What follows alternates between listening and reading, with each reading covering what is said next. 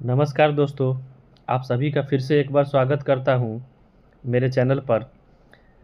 हम लोग इस वीडियो में देखेंगे सेट प्रैक्टिस नंबर 3।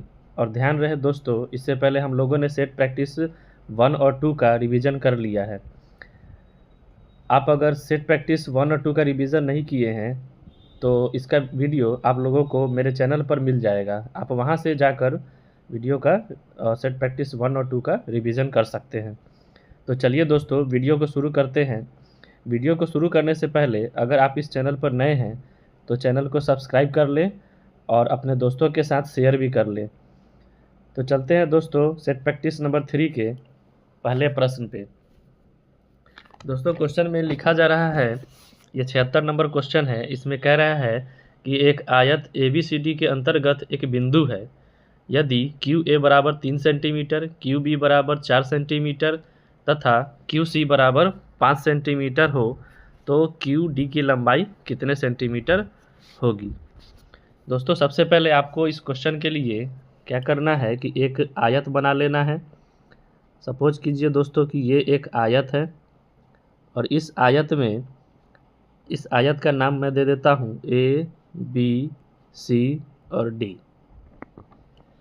दोस्तों फिर आगे इसमें लिख रहा है कि इसके अंतर्गत एक बिंदु है। इसके अंदर मैं कहीं पे एक बिंदु मान लेता हूँ, मान लेता हूँ कि ये बिंदु यहाँ पे है। इस बिंदु का मैं नाम दे देता हूँ Q। और दोस्तों कह रहा है आगे कि यदि QA की लंबाई जो है 3 सेंटीमीटर है तो Q से मैं A को मिलाऊंगा और ये 3 सेंटीमीटर कह रहा है दोस्तों। QB 4 सेंटीमीटर है, Q से B को मिला दूंगा तो इसका लेंथ दे दिया है 4 सेंटीमीटर तथा QC 5 सेंटीमीटर दिया हुआ है दोस्तों। तो Q को मैं C से मिला देता हूँ और इसका लंबाई दिया हुआ है 5 सेंटीमीटर। तो QD की लंबाई कितने सेंटीमीटर होगी आपको ये बताना है। तो QD को भी मैं यहाँ से मिला देता हूँ और दोस्तों आपको इसका वैल्यू जो है पूछा जा रहा है। तो QD की लंबाई दोस्तों आपसे यहाँ पे पूछा जा रहा है कि QD की लंबाई कितनी होगी। दोस्तों इस क्वेश्चन में इसमें एक थ्योरम काम करता है दोस्तों। यहाँ पे मैं थ्योरम यहाँ पे आप लोगों को लिख देता हूँ आपके सामने। QA स्क्वायर प्लस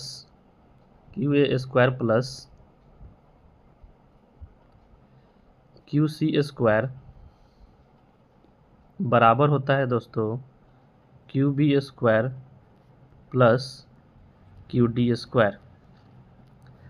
दोस्तों आप यहाँ पे वैल्यू आप पुट कर सकते हैं। QA का मान दिया हुआ है 3 सेंटीमीटर तो 3 का स्क्वायर हो जाएगा, प्लस QC का मान दिया हुआ है आपको 5 सेंटीमीटर तो 5 का स्क्वायर हो जाएगा दोस्तों, बराबर QB का मान दोस्तों दिया हुआ है 4 सेंटीमीटर तो 4 का स्क्वायर, प्लस QD का मान आपको निकालना है इसलिए QD का स्क्वायर यहाँ पे आप लिख देंगे। 3 का स्क्वायर पता है आप लोगों को 9 हो जाता है, 5 का स्क्वायर 25 बराबर 4 का स्क्वायर 16 प्लस QD स्क्वायर। दोस्तों आगे आप 9 में 25 जोड़ लेंगे तो हो जाएगा ये 34 और ये 16 आकर के दोस्तों यहाँ पे इधर घट जाएगा और बराबर में RHS में QD स्क्वायर बच जाएगा। दोस्तों आप यहाँ देख सकते हैं कि 34 में से मैं अगर 16 को घटा दूँ तो ये बनता है 18 बराबर आ जाएगा दोस्तों QD स्क्वायर। तो ये स्क्वायर जब QD का स्क्वायर जब बराबर के मैं दूसरी तरफ ले जाऊंगा तो ये हो जाएगा दोस्तों √18, क्योंकि दोस्तों स्क्वायर अगर बराबर की दूसरी तरफ जाता है तो √अंडर में वो बदल जाता है, इसलिए √18 बराबर दोस्तों यहाँ हो जाएगा अब QD। तो दोस्तों यहाँ पे आप देख रहे हैं कि ऑप्शन में QD का मान यहाँ पे √18 नहीं दिया है, लेकिन √18 को दोस्तों आप अगर आगे तोड़ते हैं तो इसको हम लोग √18 को कहते हैं 3√2। तो दोस्तों इसका सही आंसर हो जाएगा 3√2 सेंटीमीटर। तो इसका करेक्ट आंसर हो जाएगा दोस्तों ऑप्शन नंबर 1। बढ़ते हैं दोस्तों अगले सवाल की तरफ। अगला सवाल है 77 नंबर। इस क्वेश्चन में लिख रहा है दोस्तों कि एक व्यापारी एक कलाई घड़ी 450 रुपये में खरीदता है। तत्पश्चात वह उसका सूची मूल्य इस प्रकार निश्चित करता है ताकि उसे 10% छूट देकर भी 20% लाभ मिल सके। तो तदनुसार उस घड़ी का सूची मूल्य ज्ञात कीजिए। दोस्तों सूची मूल्य कहने का मतलब हुआ कि आपसे यहाँ पे पूछा जा रहा है सूची मूल्य जो होता है दोस्तों वो होता है मार्केट रेट प्राइस। जो किसी वस्तु पे मूल्य को अंकित किया जाता है उसी को हम लोग दोस्तों बोलते हैं मार्क प्राइस, अंकित मूल्य। उसका दूसरा नाम है दोस्तों सूची मूल्य। तो क्वेश्चन में दोस्तों यहाँ लिख रहा है कि एक व्यापारी ने एक कलाई घड़ी खरीदा 450 रुपये में। तो दोस्तों हमें पता है कि कलाई घड़ी खरीदा है मतलब कि उसका क्रय मूल्य जो है सीपी जो है कॉस्ट प्राइस वो आपको दे रखा है 450 रुपया। दोस्तों आगे दे रहा है कि तत्पश्चात वह उसका सूची मूल्य इस प्रकार निश्चित करता है कि ताकि उसे 10% छूट देकर भी 20% का लाभ मिलता है। तो दोस्तों यहाँ पे आपको प्रॉफिट परसेंट दिया हुआ है, लाभ प्रतिशत आपको दिए हुआ है 20%। तो दोस्तों जब हम इसको आगे सॉल्व करेंगे तो यहाँ से इसका विक्रय मूल्य कितना निकल के आ जाएगा। आप लोग यहाँ पे विक्रय मूल्य सबसे पहले निकालेंगे। विक्रय मूल्य मतलब एसपी निकालिएगा, सेलिंग प्राइस। सेलिंग प्राइस का दोस्तों 450 रुपये का सामान था और 20% के लाभ पर बेचा, इसका मतलब 120 पे बेचा। कोई भी चीज़ 100% होता है और उसको हम 20% लाभ पे अगर बेचते हैं दोस्तों तो उसको हम कितना में बेचते हैं, 120% में बेचते हैं। 120% का मतलब बट्टा में 100। दोस्तों यहाँ पे आप देख रहे हैं कि 0 से 120 का ये 0 कट गया और एक 0 से 450 का एक 0 और कट गया। तो दोस्तों यहाँ पे 45 को मैं 12 से जब गुना करूँगा तो 12 पच्चे 60 का 0 बचा 6, 12 चौका 48 और 6 हो जाएगा 54। मतलब कि दोस्तों इसका कितना आ जाएगा, तो 540 रुपया विक्रय मूल्य आ जाएगा। दोस्तों आगे जब क्वेश्चन हम लोग पढ़ेंगे तो यहाँ क्वेश्चन में लिख रहा है कि सूची मूल्य इस प्रकार निश्चित करता है ताकि उसे 10% छूट देकर भी 20% लाभ मिलता है। तो दोस्तों 10% छूट देने के बाद ही ये 540 रुपये में बेचा गया है, तभी तो उसको 20% का इस पर लाभ हुआ होगा। तो दोस्तों क्वेश्चन के अनुसार जब क्वेश्चन में आगे पढ़ता हूँ तो 10% छूट दिया गया है इसको। तो दोस्तों 10% छूट देने का मतलब कोई भी चीज़ अगर 100% है, 10% छोड़ा गया इसका मतलब उसको 90% में बेचा गया। तो 90% का मान यहाँ पे दोस्तों आपको हम लोगों ने निकाला है 540 रुपया। और दोस्तों उसका घड़ी का जो है सूची मूल्य आपसे पूछा जा रहा है, मतलब कि मार्क प्राइस दोस्तों आपको यहाँ पे निकालना है। मार्क प्राइस मतलब कि अंकित मूल्य निकालना है। और दोस्तों अंकित मूल्य कभी भी हम लोग जानते हैं कि 100% ही होता है। तो 100% का दोस्तों आपको यहाँ पे इसका मान निकालना है। तो दोस्तों आप देख रहे हैं कि यहाँ पे 90% का मान है 540, तो 90 का ये कितना गुना हो गया दोस्तों, तो दोस्तों 90 का ये हो गया 6 गुना। तो सेम गुना आपको यहाँ भी कर देना है। तो दोस्तों अगर आप 100 का 6 गुना यहाँ पे करते हैं तो उस वस्तु का दोस्तों मूल्य हो जाएगा, अंकित मूल्य हो जाएगा दोस्तों कितना, 600 रुपया। तो दोस्तों इस क्वेश्चन का करेक्ट ऑप्शन हो जाएगा ऑप्शन नंबर 3। बढ़ते हैं दोस्तों अगले सवाल की तरफ। अगला सवाल है 78 नंबर कि एक टेप रिकॉर्डर की निर्माण लागत 1500 रुपये है। उसका निर्माता उसका अंकित मूल्य निर्माण लागत से 20% अधिक निश्चित कर देता है। तदनुसार वह निर्माता उस पर 8% लाभ लेना चाहे तो उस पर वह कितनी छूट दे सकता है। तो दोस्तों ये क्वेश्चन भी थोड़ा बहुत पिछले क्वेश्चन के जैसा ही है। तो यहाँ पे निर्माण लागत आपको दोस्तों दे रहा है कि 1500 रुपये है। निर्माण लागत करने का मतलब दोस्तों उसका हो गया क्रय मूल्य। क्रय मूल्य मतलब कि कॉस्ट प्राइस आपका हो गया, यहाँ पे दे दिया हुआ है क्वेश्चन में आपको 1500 रुपये क्रय मूल्य। दोस्तों यहाँ पे फिर आगे दे रहा है कि उसका अंकित मूल्य जो है निर्माता उसका अंकित मूल्य निर्माण लागत से 20% अधिक निश्चित कर देता है। तो उसका दोस्तों अंकित मूल्य market rate price mark price हो जाएगा 20% अधिक अंकित करता है दोस्तों। तो 20% अधिक अंकित करता है तो 1500 का अगर मैं 120% निकालूँ तो मार्केट रेट प्राइस ये होगा।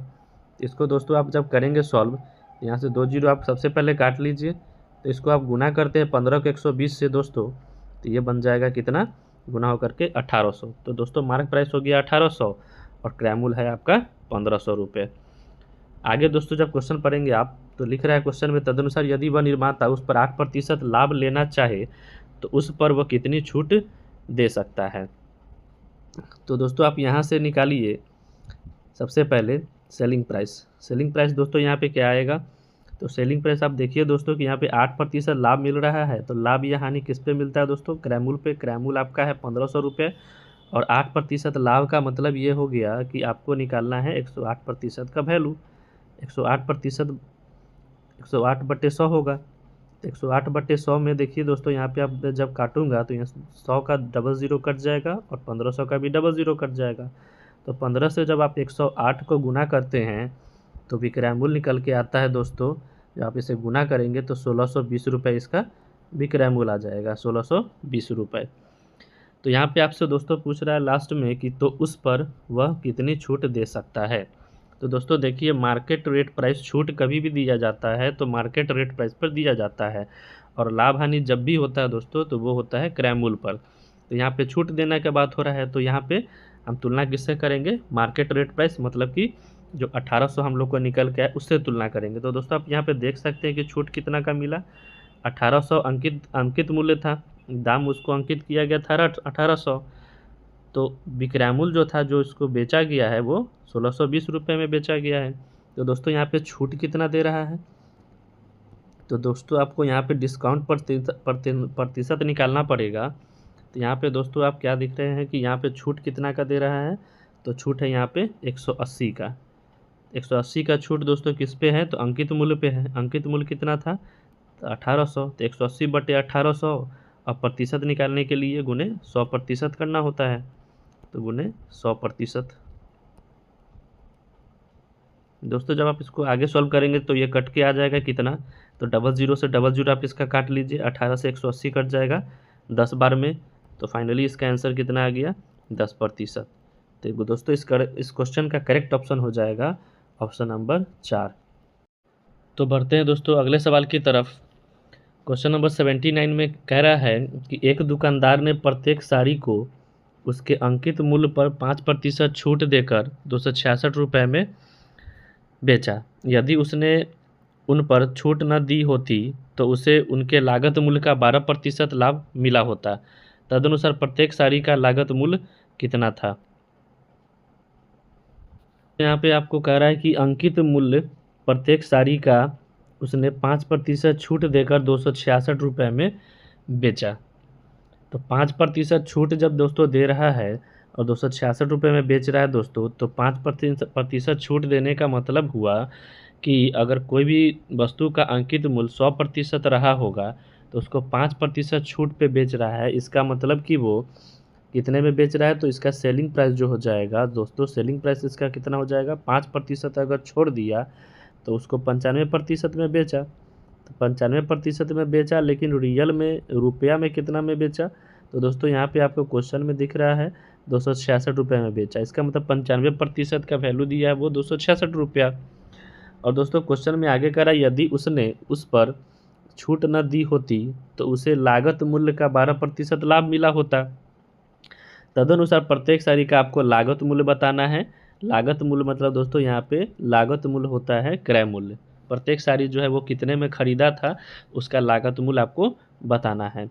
तो दोस्तों यहाँ पे सबसे पहले आप निकालेंगे कि छूट दिया है अगर 5% और 266 में बेचा है तो 95% में बेचा है। तो 95% का वैल्यू अगर 266 है दोस्तों, तो यहाँ पे सबसे पहले आप निकालेंगे market rate price. Market rate price जो है दोस्तों 100% होता है। तो 100% के यहाँ पे सबसे पहले आप मान निकालेंगे। तो 100% का मान हो जाएगा दोस्तों 266/95 मल्टीप्लाई बाई 100। दोस्तों जब आप इसको सॉल्व करेंगे तो ये 5 से काटिएगा दोस्तों, तो 19 5 95 और 20 5 100। 19 से 266 को काटेंगे दोस्तों तो ये हो जाएगा 19 19 इकाई 19 और 19 इकाई 19, तो बच गया दोस्तों कितना, 7।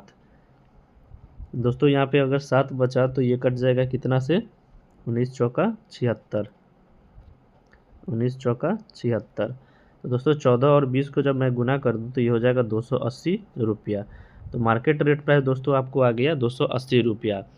लेकिन दोस्तों क्वेश्चन में आप जब यहाँ पे पढ़ेंगे दूसरे लाइन में कि यदि उसने उस पर कोई छूट ना दी होती, तो दोस्तों अगर कोई छूट नहीं दिया होता, दोस्तों यहाँ पे आप देख रहे हैं कि मार्केट रेट प्राइस 280 रुपया है। अगर इस पे 5% छूट दिया तो उसने कितने में बेचा, 266 में बेचा। लेकिन अगर दोस्तों आप यहाँ पे देख रहे हैं कि अगर मान लीजिए छूट दिया ही नहीं होता तो 280 रुपये में ही उसको बेचता। तो 280 रुपये में ही दोस्तों अगर बेचता तब वो सेलिंग प्राइस इतना रहा होता दोस्तों। तो सेलिंग प्राइस अगर ये रहा होता तो उस पे आपको कह रहा है 12% अगर लाभ हुआ है, लागत का 12% लाभ हुआ है उसको बेचने पर, तो उसका लागत मूल्य बताना है। तो दोस्तों यहाँ पे आप देख रहे हैं कि सेलिंग प्राइस अगर 280 रुपया है, तो अगर वो छूट नहीं दिया होता तो सेलिंग प्राइस 280 रुपया होता। तो दोस्तों आपको यहाँ पे प्रत्येक साड़ी का लागत मूल्य निकालना है, मतलब प्रत्येक साड़ी का आपको कॉस्ट प्राइस निकालना है। तो 280 रुपया ही वो 280 रुपये में दोस्तों उसको बेचता। 280 रुपये में अगर बेचता तो लाभ कर रहा है दोस्तों कि 12% का लाभ होता। इसका मतलब दोस्तों कि मैं यहाँ पे थोड़ा सा इसको और शॉर्ट तरीके से बता देता हूँ, तो इसको आप थोड़ा देर के लिए मिटा लीजिए। तो दोस्तों यहाँ पे आप देख रहे हैं कि 12% का लाभ होता है। तो 12% लाभ का मतलब दोस्तों यहाँ पे क्रय मूल्य जो है, लागत मूल्य जो है, कभी भी 100% होता है, और मैं उसको 12% अगर लाभ पे बेच दूँ तो वो कितना पे बेचाएगा दोस्तों, तो 112%। तो दोस्तों यहाँ पे आप देख रहे हैं कि 112% का वैल्यू हो जाएगा 280 रुपया, 280 रुपया। और आपको लागत मूल्य प्रत्येक साड़ी का निकालना है, तो लागत मूल्य कभी भी 100% होता है दोस्तों। यहाँ पे आप इसका वैल्यू अगर निकालेंगे तो 280 बटे हो जाएगा 112, 280 बटे 112 और गुना 100। दोस्तों जब आप इसको सॉल्व करेंगे तो आप इसको काट सकते हैं। 4 से अगर आप काटिएगा, 4 दूना 8, बचा 3, 4 8 32। 4 से इसको अगर आप काट लीजिएगा तो 25 चौका 100। 28 से 280 आप देख रहे हैं कि ये 10 बार में कट रहा है। 10 को मैं 25 से गुना कर दूँ दोस्तों, तो यहाँ पे ये हो जाएगा 250। तो दोस्तों इस क्वेश्चन का करेक्ट आंसर हो जाएगा ऑप्शन नंबर 4। बढ़ते हैं दोस्तों अगले सवाल की ओर। अगला सवाल लिख रहा है दोस्तों 80 नंबर कि 53 रुपये की राशि को ABC में इस प्रकार विभाजित किया गया है कि A को B से 7 रुपये ज़्यादा मिले हैं और B को C से 8 रुपये ज़्यादा मिले हैं। तदनुसार उनके हिस्सों का अनुपात क्या होगा। तो दोस्तों आप देख रहे हैं कि कुल राशि जो है दोस्तों, टोटल कुल राशि जो है दोस्तों, कुल राशि आपको दिए हुआ है इसमें इतना, कुल राशि है आपको 53 रुपया। कुल राशि क्वेश्चन में दोस्तों दिए हुआ है 53 रुपया। अब ABC को जो है यही 53 रुपया बांटा जाना है और बताना है कि किसको कितना रुपया जो है अनुपात में हिस्सा मिलेगा। तो दोस्तों यहाँ पे सबसे पहले आप लिख लेंगे A, B और C। दोस्तों आप यहाँ पे देख रहे हैं पहले लाइन में लिख रहा है A को B से 7 रुपये ज़्यादा मिला है। तो दोस्तों जिससे तुलना होता है आपको उसको कुछ मान लेना है। तो A को B से मिल रहा है ज़्यादा, तो B को आप मान लीजिए X। अगर B को X रुपया मिला होगा दोस्तों, तो A को जो है B से 7 रुपये ज़्यादा मिला है। ज़्यादा मिला इसका मतलब कि A को मिला होगा X + 7। तो दोस्तों A को कितना मिला होगा, X + 7।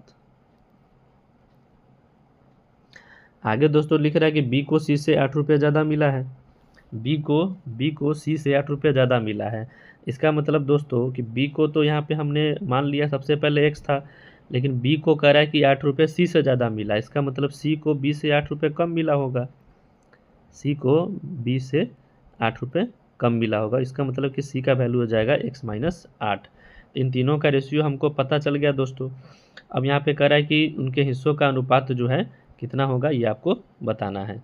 तो दोस्तों हम लोग को एक चीज़ पता है कि तीनों को कितने राशि मिलने हैं, तीनों को 53 रुपये राशि मिलने हैं। तो 53 रुपये की राशि का जो है कुल योग आप जब इन तीनों का करते हैं, इन तीनों का कुल योग जब आप करते हैं, इन तीनों का आप जब जोड़ते हैं दोस्तों, तो x और x जब जोड़ते हैं दोस्तों तो ये हो जाता है 3x, और 7 - 8 जब करते हैं दोस्तों तो ये हो जाता है -1 = 53। तो इन तीनों का राशि का जो सम हुआ वो 53 रुपये के बराबर हुआ। तो यहाँ पे आप जब इसको सॉल्व करेंगे दोस्तों तो 3x = हो जाएगा 53 और माइनस का 1 इधर आके हो जाएगा +1। आगे इसको सॉल्व करेंगे 3x = 53 और 1 54। दोस्तों जब आप इसको काटते हैं तो x बराबर हो जाता है, इसको जब आप काटते हैं तो ये 18 से कट जाता है, 18 × 3 = 54। तो x का मान दोस्तों आपको आ गया 18।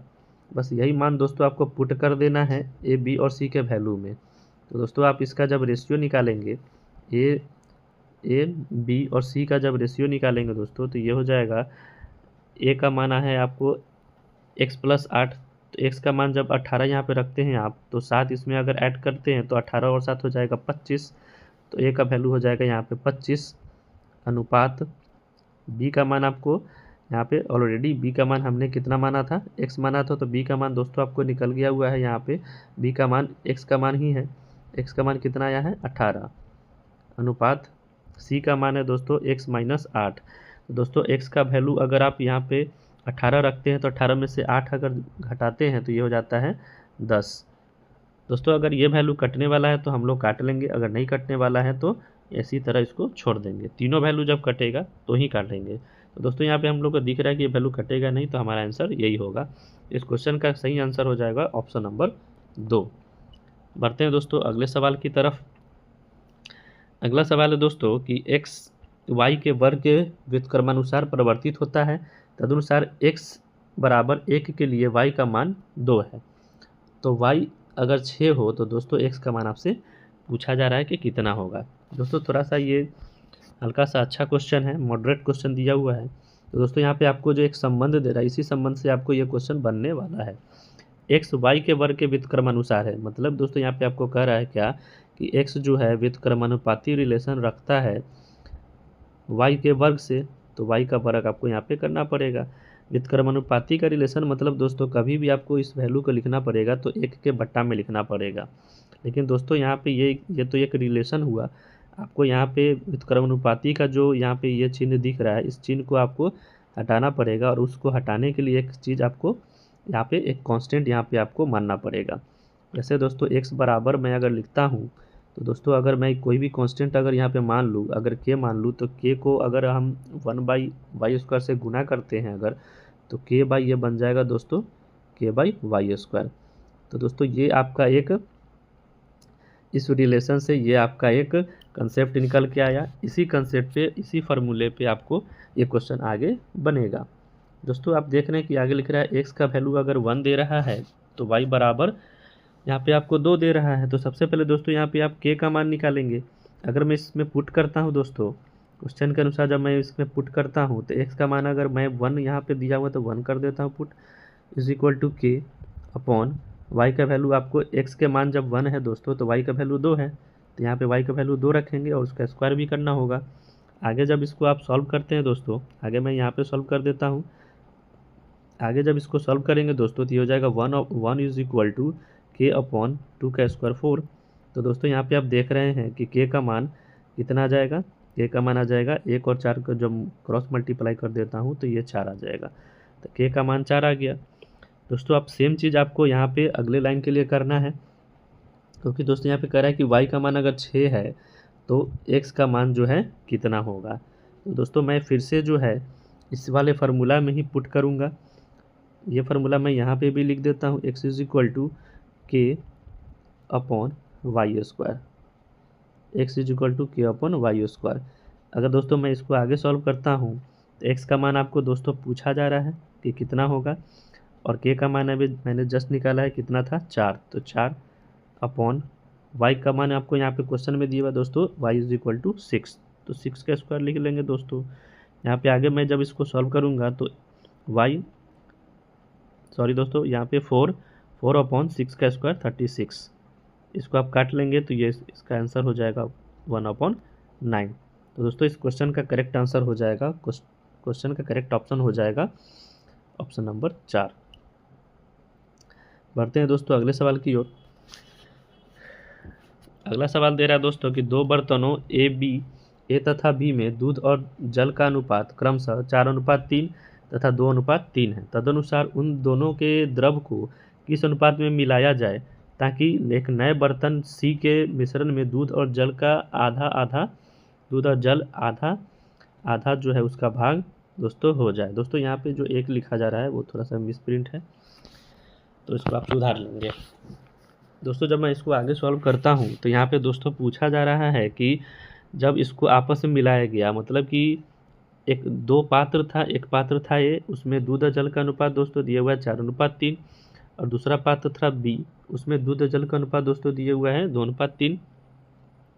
तो आपसे पूछा जा रहा है कि जब इन दो मिश्रणों को आपस में मिला दिया जाता है और एक नए बर्तन सी में जब इसको डाल दिया जाता है तो उसमें आपको बताना है दोस्तों कि दूध और जल का अनुपात आधा आधा हो जाने के लिए किस अनुपात में मिलाना होगा। तो दोस्तों आप इस क्वेश्चन को बहुत ही आसानी तरीके से सॉल्व कर सकते हैं। जैसे अगर मैं यहाँ पे मिल्क का बात करूँ तो केवल मैं मिल्क का अगर बात करता हूँ तो केवल मिल्क से भी आप बना सकते हैं इस क्वेश्चन को, और मैं इस क्वेश्चन को आपको फिर वाटर से भी करके दिखाऊंगा, दोनों से आपको ये आंसर आ जाएगा। और इस क्वेश्चन में सबसे अच्छा तरीका रहेगा दोस्तों एलिगेशन लगाने का। तो एलिगेशन जब आप दोस्तों लगाते हैं तो देखिए पहले बर्तन ए में दूध और जल का अनुपात है 4:3। तो अब देख रहे हैं दोस्तों कि इसमें दूध जो है वो 4 है, टोटल मिश्रण कितना हुआ दोस्तों, तो आप ये जो पहला जो आपको दिख रहा है रेशियो 4:3, इसमें आपको टोटल हो गया 7। तो दोस्तों हम कह सकते हैं कि 7 के मिश्रण में 4 जो है वो दूध है, तो इसका जो है टोटल जो है कितना हो गया फ्रैक्शन 4/7। दोस्तों आप देख रहे हैं कि दूसरे बर्तन में बर्तन बी में दूध और जल का अनुपात है 2:3। तो इसको हम लिख सकते हो दोस्तों कि 2 यहाँ पे दूध है, टोटल कितने मिश्रण में 2 3 5 के मिश्रण में। उसी प्रकार दोस्तों आप यहाँ पे देख रहे हैं कि लास्ट में पूछा जा रहा है कि सी बर्तन में जब इसको मिला के डाला गया तो दूध जल का अनुपात आधा आधा हो जाए। आधा आधा हो जाने का मतलब दोस्तों कि आधा का मतलब जान रहे हैं, एलिगेशन में इसको बीच में लिखना पड़ता है, आधा मतलब होता है 1/2। दोस्तों आप इसको जो है एक बार अब ये आपस में इसको घटा लेंगे। तो दोस्तों घटाने के लिए सबसे अच्छा तरीका क्या है कि आप इस तीनों डाटा में देख रहे होंगे कि इसके नीचे जो है इस 4/7 में 7 है, इसके डिनोमिनेटर में 5 है और इसके डिनोमिनेटर में 2 है।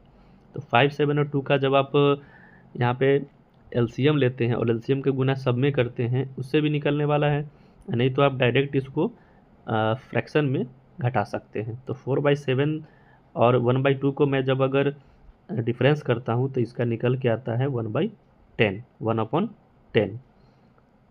उसी प्रकार दोस्तों 2/5 को जब मैं 1/2 से डिफरेंस करता हूँ तो इसका वैल्यू आता है दोस्तों आपको 1/14। दोस्तों आगे जब मैं इसको तो इसका रेशियो आ गया इतना।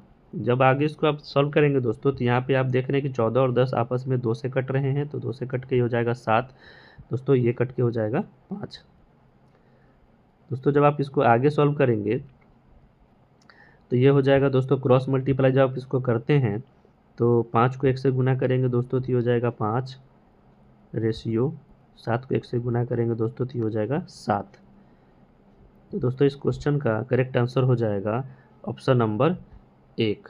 ऐसे दोस्तों इसका करेक्ट आंसर ऑप्शन नंबर 1 होगा, लेकिन मैं आपको इसको इस क्वेश्चन को वाटर से करके भी दिखा देता हूँ। अगर फॉर एग्जांपल आप मान लीजिए कि अगर इसको मैं इस क्वेश्चन को अगर मैं वाटर से करूँ तो वाटर से भी इसका आंसर आएगा दोस्तों। तो देखिए दोस्तों पहले बर्तन ए में दूध और जल का अनुपात था 4:3, इसमें जल कितना था दोस्तों तो 3, टोटल कितने मिश्रण में 7 के मिश्रण में।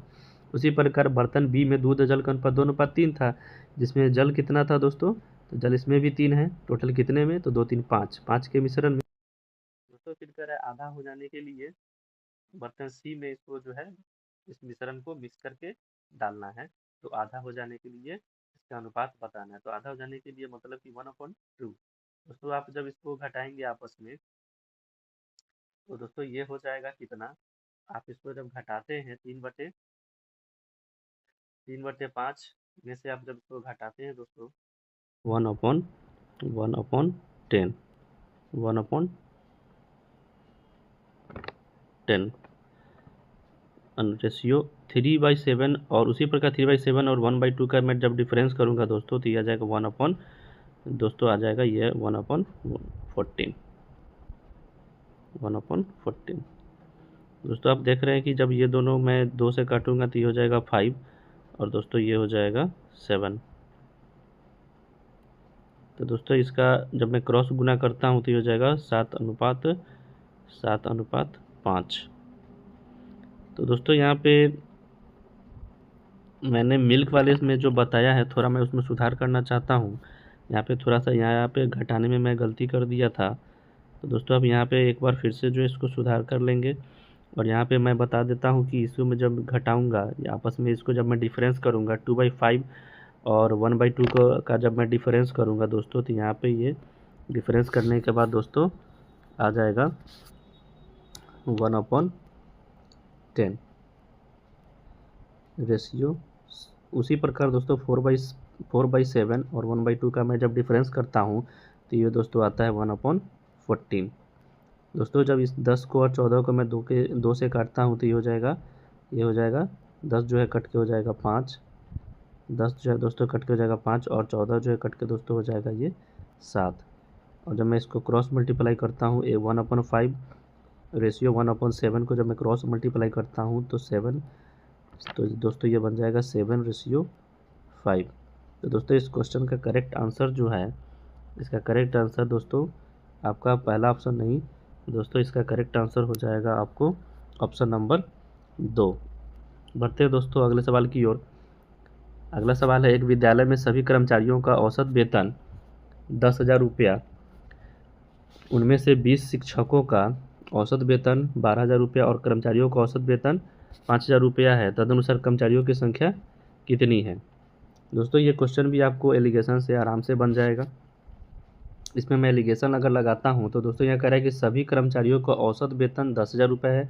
तो दोस्तों मैं यहाँ पे इसको रखूँगा सबसे बीच में, क्योंकि दोस्तों वो सभी का औसत दिए हुआ है, सभी के औसत को तो जो है बीच में रखना पड़ेगा। उसके बाद 20 शिक्षकों का औसत वेतन 12,000 रुपया दिए हुआ है दोस्तों। तो 20 शिक्षकों का औसत वेतन जो है वो 12,000 रुपये है, तो 12,000 मैंने इधर लिख दिया। और कर्मचारियों का औसत वेतन दोस्तों दिए हुए आपको 5,000 रुपया। तो दोस्तों यहाँ पे मैं शिक्षक के लिए एस लिख देता हूँ, ऐसे डिनोट कर देता हूँ। कर्मचारियों के लिए दोस्तों मैं यहाँ पे कैसे डिनोट कर देता हूँ कि आप लोग को पता चले शिक्षक कर्मचारी जो है कौन सा है। दोस्तों मैं एलिगेशन के लिए यहाँ पे अब फिर से इसका डिफरेंस करूँगा, क्रॉस डिफरेंस जब मैं करता हूँ 10,000 में से जब 5,000 जब घटाता हूँ तो दोस्तों यहाँ पे आ जाएगा 5,000 रेशियो, फिर 12,000 और 10,000 का मैं जब डिफरेंस करता हूँ दोस्तों तो ये आ जाएगा दोस्तों कट करके। तो दोस्तों मैं जब ये 3 0 काट लेता हूँ तो ये रेशियो आ जाएगा दोस्तों आपको 5/2। दोस्तों आप जब इसको आगे सॉल्व करेंगे तो क्वेश्चन में आपको लिख रहा है कि कर्मचारियों का संख्या कितना था। टोटल कर्मचारियों की संख्या आपको दोस्तों बताना है। तो दोस्तों आप देख रहे हैं कि यहाँ पे संख्या आपको दी हुआ है शिक्षकों का कि वो 20 शिक्षक जो है थे। तो दोस्तों यहाँ पे जो ये रेशियो आया है, ये मैं आपको बता दूँ कि ये जो रेशियो आया है ये रेशियो संख्या बताता है कि शिक्षक और कर्मचारी का संख्या जो है कितना के अनुपात में था। तो दोस्तों शिक्षकों का संख्या आपको दिए हुआ अनुपात में आया है 5, और रियल में दोस्तों दिए हुआ इस 5 का वैल्यू है आपको, इस 5 का वैल्यू आपको दे दिया दोस्तों 20। तो दोस्तों ये 5 का 20 जो है वो कितने गुना है, तो 4 गुना है। तो दोस्तों सेम चीज़ मैं यहाँ भी करूँगा, यहाँ पे मैं इस 2 को भी 4 का गुना करा दूँगा।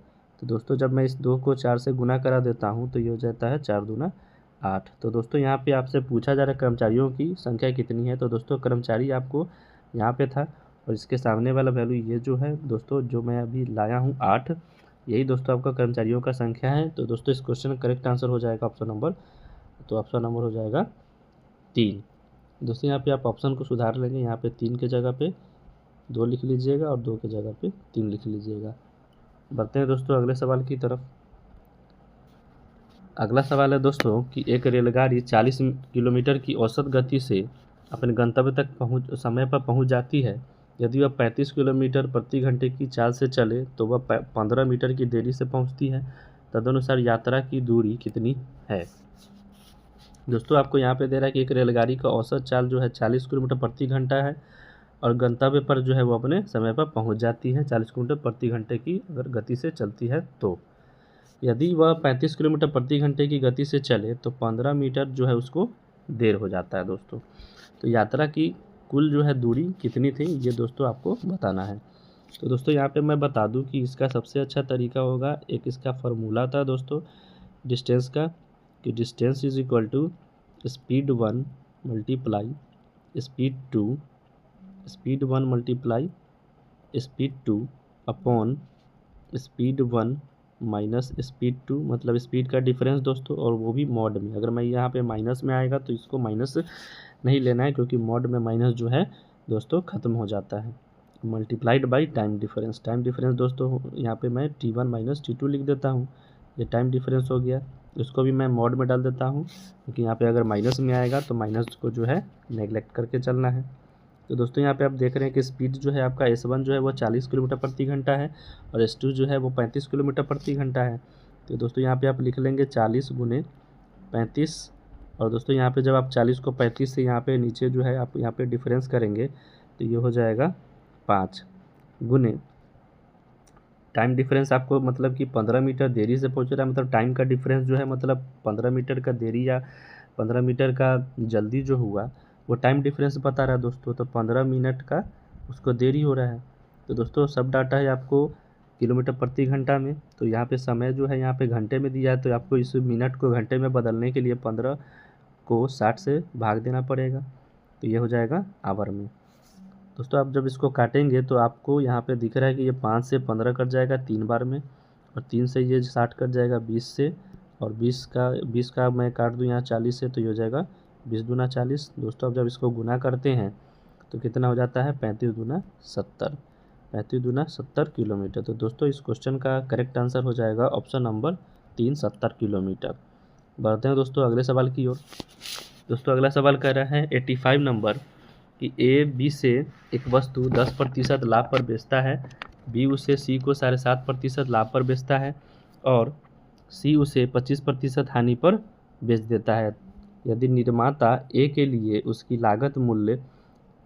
मूल लागत 3200 रुपये रखी हो तो सी ने उसके एवज में कितने मूल्य प्राप्त किया था, आपको ये बताना है दोस्तों। तो दोस्तों यहाँ पे देखिए कि खरीद बिक्री का काम शुरू कौन कर रहा है, तो ए कर रहा है। तो ए जो है कर रहा है कि बी को एक वस्तु 10% के लाभ पर बेचता है। और दोस्तों यहाँ पे आपको ए का जो है मूल कीमत आपको यहाँ पे दिए हुआ है 3200 रुपये दोस्तों।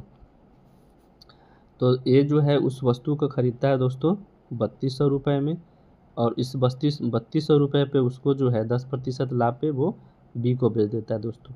तो 10% लाभ का मतलब दोस्तों ये हो गया 10% का। दोस्तों मैं अगर बताता चलूँ कि 10% का फ्रैक्शन वैल्यू आप लोग को पता होगा, 10% का फ्रैक्शन वैल्यू होता है दोस्तों 1/10। तो दोस्तों यहाँ पे कहने का मतलब है कि 10 में अगर वो ख़रीदा तो उस पर 1 का लाभ हुआ, इसका मतलब कि 10 में ख़रीदा 1 का लाभ हुआ, मतलब कि 11 में वो बेचा, तो ये हो जाएगा दोस्तों 11/10, 11/10 मल्टीप्लाई। फिर बी जो है वो ए से अगर ख़रीद लिया तो बी जो है फिर वो सी को बेचा कितने में, तो 7.5% के लाभ पे। तो दोस्तों 7.5% का आप यहाँ पे फ्रैक्शन वैल्यू अगर निकालते हैं तो 7.5 का फ्रैक्शन वैल्यू कितना हो जाएगा दोस्तों।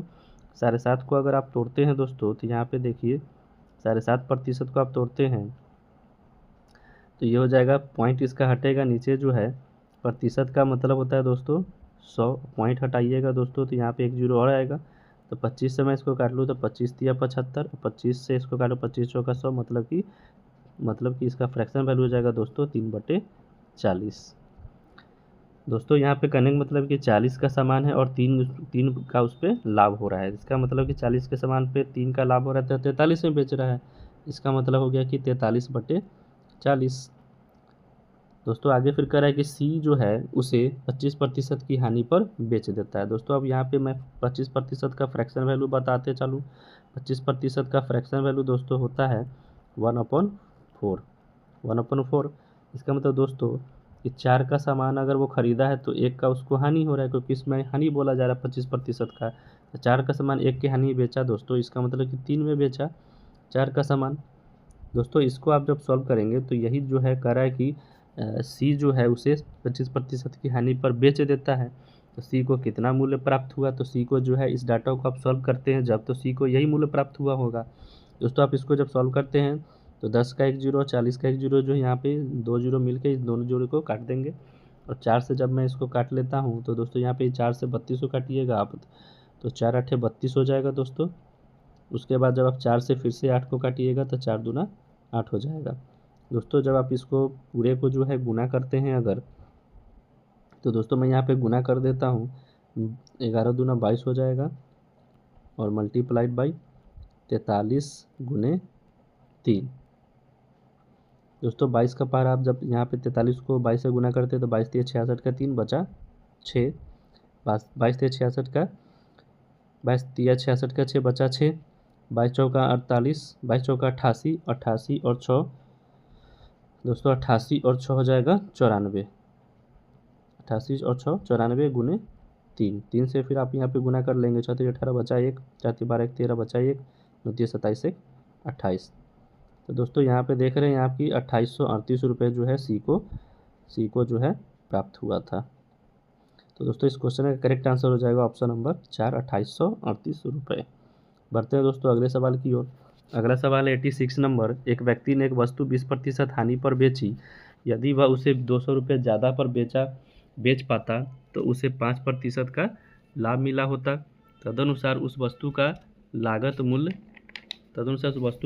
मूल्य जो है आपको बताना है कि कितना था। दोस्तों आप यहाँ पे देख रहे हैं कि एक व्यक्ति ने एक वस्तु 20% की हानि पर जब बेची तो उसको अगर कह रहा है कि अगर वो 200 रुपये ज़्यादा बेच पाता तो उसे 5% का लाभ होता। इसका मतलब दोस्तों यहाँ पे 20% हानि हुई है और 20% हानि हुई है, 200 रुपये ज़्यादा पे अगर बेचता तो उसे 5% लाभ भी होता। तो दोस्तों यहाँ पे आप देख रहे हैं कि इसमें एक कंसेप्ट छुपा होता है, एक नंबर लाइन का। लाभ हानि में एक नंबर लाइन कंसेप्ट होता है। तो दोस्तों यहाँ पे कह रहा है कि यहाँ पे नंबर लाइन में यहाँ पे 0 होता है और यहाँ पे 20% हानि पे बेचा, मतलब मान लेता हूँ मैं कि यहाँ पे जो है ये 20%, तो 20% हानि पे अगर बेच रहा है, फिर इसको कह रहा है कि 5% लाभ पे भी बेचा होता अगर, तो 5% लाभ पे अगर मान लीजिए दोस्तों कि ये होता, तो यहाँ पे कह रहा है 200 रुपये ज़्यादा पर वो बेच पाता। मतलब कि यहाँ पे देखिए आपको यहाँ से लेकर के दोस्तों यहाँ तक का दूरी होगी आपको टोटल 25%। 25% का जो डिफरेंस दोस्तों पैदा हो रहा है वो 200 रुपये उसमें वो ज़्यादा में बेच पा रहा है। दोस्तों मैं इसको थोड़ा सा इरेज कर देता हूँ। हाँ दोस्तों आप आइए देखिए यहाँ पे आपको 25% का मान हो जाएगा दोस्तों 200 रुपये। और आपसे पूछा था दोस्तों कि उस वस्तु का लागत मूल्य कितना था। लागत मूल्य मतलब क्रय मूल्य, क्रय मूल्य अगर होता है दोस्तों तो यहाँ पे क्रय मूल्य जो है कभी भी 100% होता है। तो आप देख रहे हैं दोस्तों कि यहाँ 25 का 100 जो है कितना गुना है, 25 का 100 जो है दोस्तों 4 गुना है। तो 4 गुना आपको इधर भी कराना होगा दोस्तों। तो 200 का अगर मैं 4 गुना अगर कर दूँ दोस्तों तो इसका आंसर हो जाएगा दोस्तों कितना, 800 रुपये। तो दोस्तों इस क्वेश्चन का करेक्ट आंसर हो जाएगा ऑप्शन नंबर 2। बढ़ते हैं दोस्तों अगले सवाल की ओर। अगला सवाल दोस्तों यहाँ पे कह रहा है क्या कि यदि किसी उत्पाद का बिक्री मूल्य 162 रुपये अधिक कर दिया जाए तो उसके व्यापारी को 19% हानि की बजाय 17% लाभ मिल जाएगा। उस उत्पाद का लागत मूल्य कितना है। दोस्तों मैंने इससे पहले जो क्वेश्चन करवाया सेम क्वेश्चन ये भी है। आप दोस्तों यहाँ पे देखिए कि 19% हानि के बजाय जो है 17% लाभ उसको मिलने लगेगा, लेकिन कब, जब उसके उत्पाद का बिक्री मूल्य 162 रुपये अधिक कर दिया जाए। तो दोस्तों यहाँ पे आप जब 19 और 17 का डिफरेंस अगर करते हैं या उसके टाइम पीरियड को जोड़ते हैं तो यहाँ पे देखिए यहाँ पे डिफरेंस करने पे 19% हानि और 17% लाभ, तो मतलब यहाँ पे हो गया दोस्तों 36% का मान दे दिया है दोस्तों। 36% का मान आपको दे दिया है दोस्तों 162 रुपया। तो लागत मूल्य आपको बताना है। लागत मूल्य कभी भी दोस्तों आपको पता है कि 100% होता है। तो दोस्तों आप जब यहाँ पे इसको सॉल्व करेंगे तो यहाँ पे आपको जब इसको सॉल्व करेंगे तो 162 अपॉन 36 मल्टीप्लाइड बाई 100। 36 से जब इसको काटते हैं दोस्तों तो यहाँ पे देखिए दोस्तों कि यहाँ पे जब इसको आप 4 से काटते हैं तो 4 9 36 और 25 चौका 100। 9 से जब इसको आप अगर काटते हैं दोस्तों तो ये हो जाएगा कितना, 9 इकाई 9, बचेगा दोस्तों 7 और हो जाएगा 72। तो 9 8 72। दोस्तों आप जब इसको 18 को 25 से गुना करते हैं, 18 5 90 का 0 बचा, 9 18 2 36 और 9 45। तो दोस्तों इस क्वेश्चन का करेक्ट आंसर हो जाएगा 450 और करेक्ट ऑप्शन हो जाएगा इस क्वेश्चन का दोस्तों आपको ऑप्शन नंबर 2। तो दोस्तों बढ़ते हैं अगले सवाल की ओर। अगला सवाल है 88 नंबर। क्वेश्चन में कह रहा है कि एक त्रिभुज की ऊंचाई 10% बढ़ाई गई है, तदनुसार उस त्रिभुज का आधार कितना कम करना होगा ताकि त्रिभुज का क्षेत्रफल अपरिवर्तित रहे। तो दोस्तों आप लोग को यहाँ पे एक फार्मूला मैं लिख देता हूँ त्रिभुज का क्षेत्रफल। दोस्तों त्रिभुज का क्षेत्रफल का फार्मूला होता है त्रिभुज का क्षेत्रफल का फार्मूला दोस्तों आप लोग को पता होगा 1/2 गुने आधार बेस इंटू हाइट ऊंचाई। तो दोस्तों यहाँ पे 1/2 जो है कांस्टेंट टर्म है, इसको नेगलेक्ट करके चलेंगे। और दोस्तों यहाँ पे कह रहा है कि ऊंचाई को जो है 10% बढ़ाया गया है और आधार में कितना प्रतिशत का कमी कर दें कि क्षेत्रफल में कोई परिवर्तन ना हो, क्षेत्रफल अपरिवर्तित रहे। तो दोस्तों आप यहाँ देख रहे हैं कि ऊंचाई जो है 10% बढ़ा दिया गया है। इसका मतलब दोस्तों कि ऊंचाई सबसे पहले वो रहा होगा 100% और इसको जो है 10% बढ़ाने के बाद अब ये ऊंचाई हो जाएगा 110%। तो दोस्तों आप सबसे पहले इसको अगर वैल्यू का कट रहा है तो काट लेंगे, 0 से 0 कट रहा है काट लिए, और ये 0 कट रहा है। तो दोस्तों यहाँ पे देख रहे हैं आप कि ये बन गया 10 और ये आ गया 11, 10 और 11 का रेशियो है, और ये परसेंट भी आप लोग काट लेंगे। तो 10-11 का रेशियो हो गया दोस्तों। तो दोस्तों यहाँ कह रहा है आगे कि आधार कितना कम करना होगा कि त्रिभुज का क्षेत्रफल अपरिवर्तित रहे। तो देखिए दोस्तों यहाँ पे क्षेत्रफल पहले जो है वो 10 था और अब जो क्षेत्रफल है वो 11 है। तो आधार में कितना कम करना होगा कि क्षेत्रफल अपरिवर्तित रहे। तो इसका मतलब है दोस्तों कि क्षेत्रफल अभी है 11 और पहले था 10। इसका मतलब कि क्षेत्रफल को 11 से 10 फिर करना होगा, तो एक की कमी करना होगा। एक की कमी किससे करना होगा दोस्तों? तो 11 से। तो 100% का मान आपको यहाँ निकालना है। तो दोस्तों यहाँ पे आप देख रहे हैं कि ये वैल्यू बन जाएगा गुना होकर के 100/11। 100/11 का आप लोग फ्रैक्शन वैल्यू जब निकालेंगे दोस्तों तो यहाँ पे ये आ जाएगा 11×99 100/11%। इसी को दोस्तों आप कह सकते हैं 9.09%। तो दोस्तों इस क्वेश्चन का करेक्ट आंसर हो जाएगा ऑप्शन नंबर 2। बढ़ते हैं दोस्तों अगले सवाल की ओर। अगला सवाल आप लोग यहाँ देख रहे हैं 89 नंबर में कह रहा है कि एक आयत की लंबाई 60% बढ़ाई गई है, तदनुसार उसकी चौड़ाई कितनी कम करनी होगी ताकि आयत का क्षेत्रफल अपरिवर्तित रहे। तो दोस्तों यहाँ पे मैं बता दूं कि आयत का क्षेत्रफल का फॉर्मूला होता है, आयत का जो एरिया होता है, आयत का एरिया होता है दोस्तों लंबाई गुने चौड़ाई। तो दोस्तों यहाँ लंबाई और चौड़ाई में जितना प्रतिशत परिवर्तन या कमी होगा उसके हिसाब से यह क्वेश्चन बनेगा। तो दोस्तों यहाँ कह रहा है लंबाई 60% बढ़ाई गई है, तो इसका मतलब दोस्तों कि लंबाई पहले रहा होगा 100 और अब जो है ये हो गया 160। 60% बढ़ाने के बाद 160 हो गया होगा। दोस्तों अब ये वैल्यू अगर कट रहा है तो हम लोग काट लेंगे, 0 से 0 यहाँ कट गया, 2 से अगर इसको काटेंगे आगे तो ये हो जाएगा 5 और 16 जो है 2 से कट के हो जाएगा 8। तो दोस्तों पहले क्षेत्रफल यहाँ पे आप देख रहे हैं कि 5 के रेशियो में था, अब क्षेत्रफल उसका नया जो हो गया वो 8 हो गया। लेकिन दोस्तों यहाँ कह रहे हैं कि चौड़ाई में कितना कम कर दें कि उसका क्षेत्रफल जो है अपरिवर्तित रहे। तो क्षेत्रफल में देखिए दोस्तों यहाँ पे कितना कम करना पड़ेगा, 8 से अगर 5 हमको करना पड़ेगा पहले जैसा, तो इसमें 3 का कमी करना पड़ेगा। 3 का कमी किससे करना पड़ेगा? तो 8 से। तो 3/8 गुने प्रतिशत निकालने के लिए 100% से गुना करेंगे। तो दोस्तों यहाँ पे इसको जब आप काटेंगे तो 2 चौका 8 और 25 चौका 100। उसके बाद इसको जब गुना करेंगे आप तो ये हो जाएगा 75, 25 या 75/2। इसको आगे जब आप काटते हैं तो ये बनता है 37.5%। 37.5% इस क्वेश्चन का आंसर होगा। तो इस क्वेश्चन करेक्ट ऑप्शन दोस्तों आप देख रहे हैं कि ऑप्शन नंबर 1 करेक्ट आंसर होगा। बढ़ते हैं दोस्तों अगले सवाल की ओर। अगला सवाल दोस्तों यहाँ पे 90 नंबर में लिख रहा है यदि एक 3 अंकों वाले पूर्णांक के अंतिम 2 अंक से बनी संख्या 6 का पूर्णांकीय गुणज हो तो मूल पूर्णांक सदैव निम्न में से इसके द्वारा विभाज्य होगा। तो दोस्तों यहाँ पे आपको कह रहा है कि 3 अंकों वाले पूर्णांकों के अंतिम 2 अंकों से बनी संख्या। तो 3 अंकों की जो संख्या होती है दोस्तों इसको हमने यहाँ पे लिख लिया x, y और z के फॉर्म में। दोस्तों इसी संख्या को जब हम लिखेंगे एक्सपेंडेड फॉर्म में तो ये हो जाएगा दोस्तों, आप यहाँ पे देख रहे हैं कि z जो है वो 1s प्लेस पे है, यहाँ पे y जो है वो 10s प्लेस पे और x जो है वो 100 प्लेस पे है। तो इसको एक्सपेंडेड फॉर्म में जब दोस्तों लिखेंगे तो ये 100x हो जाएगा, 100x plus 10y plus z। तो दोस्तों क्वेश्चन में आगे दे रहा है कि अंतिम 2 अंकों से बनी संख्या। तो अंतिम 2 अंक दोस्तों यहाँ पे आप देख रहे हैं कि ये है अंतिम 2 अंक 10y प्लस z। तो दोस्तों यहाँ पे 10y प्लस z जो है अंतिम 2 अंक है और अंतिम 2 अंक जो है वो कह रहा है कि 6 का पूर्णांकीय गुणज हो। तो अंतिम 2 अंक जो है वो 2 अंकों से बनी एक संख्या 2 अंकों से बनी संख्या है 6 का जो है पूर्णांकीय गुणज है, तो आप यहाँ पे कुछ मान लेंगे। 6 का गुणज है तो ये संख्या जो भी होगा वो उसका हम मान लेते हैं a, उसका वो 6 गुना है, इस 2 अंकों की जो संख्या है उसका 6 गुना है।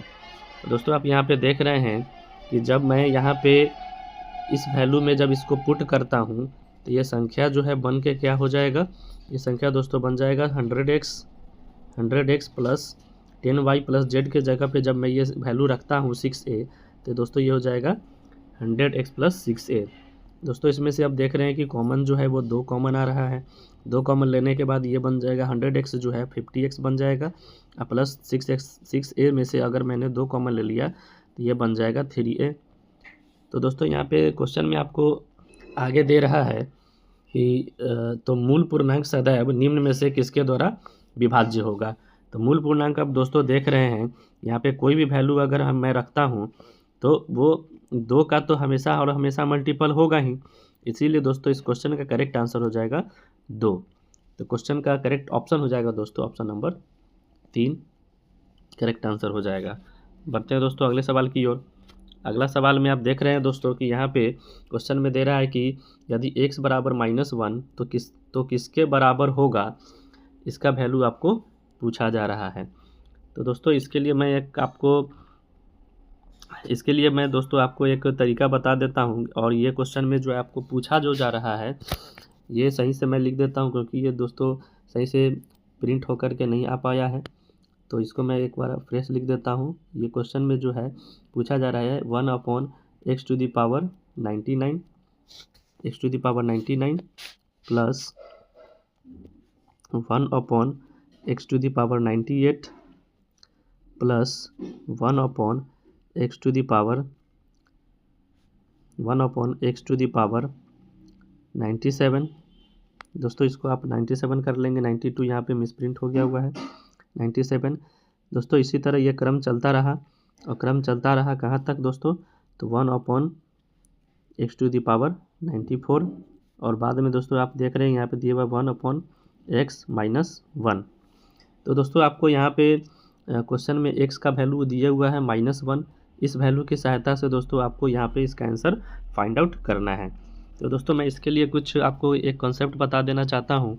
तो आइए दोस्तों यहाँ पे एक कॉन्सेप्ट मैं बता देता हूँ कि जब भी दोस्तों अगर -1 के पावर में अगर ऑड नंबर आपको दिखे, ऑड नंबर मतलब कि दोस्तों -1 के पावर में अगर कोई भी नंबर आ जाए ऑड नंबर, जैसे कि 1 आ जाए, जैसे कि आपको फॉर एग्जांपल 3 आ जाए, 5 आ जाए, 7 आ जाए या 9 आ जाए, तो दोस्तों अगर 1 के पावर में अगर इसमें ऑड नंबर्स में से कोई भी अगर दिख जाए तो इसका वैल्यू जो है हमेशा -1 ही होता है। उसी प्रकार दोस्तों अगर मैं -1 के पावर इवन नंबर अगर देखूं तो फॉर एग्जांपल -1 के पावर में आपको इवन नंबर जैसे कि 2 दिख जाए, 4, 6, 8, तो ये सब दोस्तों अगर आपको -1 के पावर में दिखता है इवन नंबर, तो इसका वैल्यू हमेशा क्या आएगा, पॉजिटिव में आएगा, मतलब कि 1 आएगा। तो दोस्तों आप यहाँ पे देख सकते हैं कि मैं यहाँ पे आप देखिए कि 1/x टू दी पावर 99 का जो वैल्यू है मैं इसको यहाँ पे लिख सकता हूँ। x का वैल्यू आपको -1 दिया हुआ है, तो ये हो जाएगा -1 to the power 99, -1 to the power 99 plus 1/x to the power 98 है, तो यहाँ पे मैं लिख दूंगा 1 to the power 98 -1 to the power 98 plus दोस्तों आगे मैं जब इसको लिखता हूँ तो यहाँ पे हो जाएगा 1/x टू दी पावर 97 है, तो -1 to the power 97 -1 to the power 97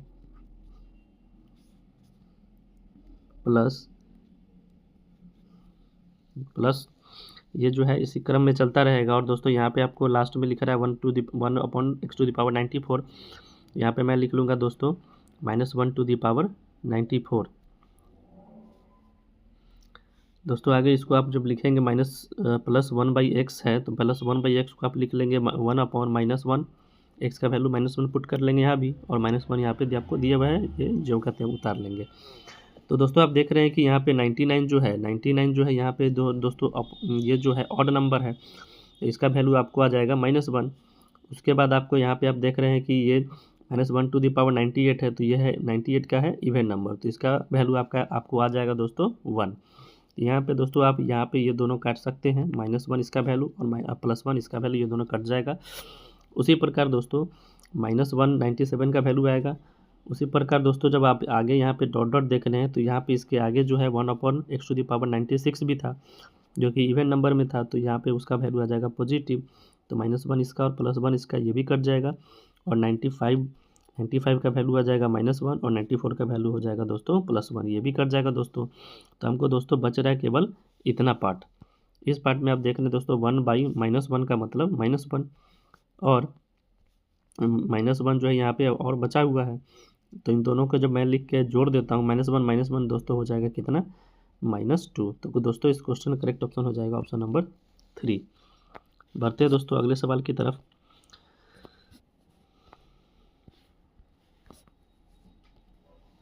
अगला सवाल है दोस्तों 92 नंबर। स्टेनी और पॉल एक कार्य को 28,800 रुपये में करते हैं। उनमें से एक अकेला वह कार्य 36 दिनों में पूरा कर सकता है और दूसरा उसे 48 दिनों में। तो एक विशेषज्ञ की मदद लेकर वे वह कार्य 12 दिनों में पूरा कर देते हैं। तदनुसार उस विशेषज्ञ को कितना पारिश्रमिक दे होगा। तो दोस्तों आप इस क्वेश्चन में देख रहे हैं कि ये टाइम एंड वर्क का क्वेश्चन है। तो क्वेश्चन में दोस्तों कह रहा है कि उनमें से एक अकेला 36 दिनों में करता है। तो मैं यहाँ पे स्टेनी का नाम पहले दिया है, तो स्टेनी के लिए एस लिख देता हूँ, और ये स्टेनी जो है ये इस काम को कर रहा है 36 डेज में। आगे दोस्तों कह रहा है दूसरा उसे 48 दिनों में करता है। दूसरा मतलब कि पॉल जो है दोस्तों ये कर रहा है कितना दिन में, 48 दिनों में, 48 दिनों में करता है, और विशेषज्ञ की सहायता लेकर वे इस काम को केवल 12 दिनों में पूरा कर देते हैं। तो दोस्तों यहाँ पे 3 आदमी जो है मिल करके कार्य करेंगे। अब विशेषज्ञ की सहायता अगर ले रहा है तो स्टेनी और पॉल जो है उसका सहायता ले रहा होगा एक विशेषज्ञ के लिए मैं यहाँ पे भी से डिनोट कर देता हूँ। तो इन तीनों की मदद से कार्य पूरा हो रहा है दोस्तों 12 दिनों में। तो दोस्तों यहाँ पे सबसे पहले आपको टोटल वर्क निकालना पड़ेगा। टोटल वर्क जब यहाँ पे आप निकालते हैं कुल कार्य, तो कुल कार्य दोस्तों यहाँ पे कितना आ जाएगा, तो इन तीनों का आप एलसीएम ले लीजिए, 36, 48 और 12। 36, 48 और 12 का दोस्तों आप जब एलसीएम लेंगे तो इसका एलसीएम आ जाएगा 144। तो दोस्तों आप देख रहे हैं कि यहाँ 36 स्टेनी जो है 36 दिन में अगर 144 काम करता है तो प्रतिदिन वो कितना काम करता होगा, या यूँ कहें कि 36 का कितना मल्टीपल 144 होगा।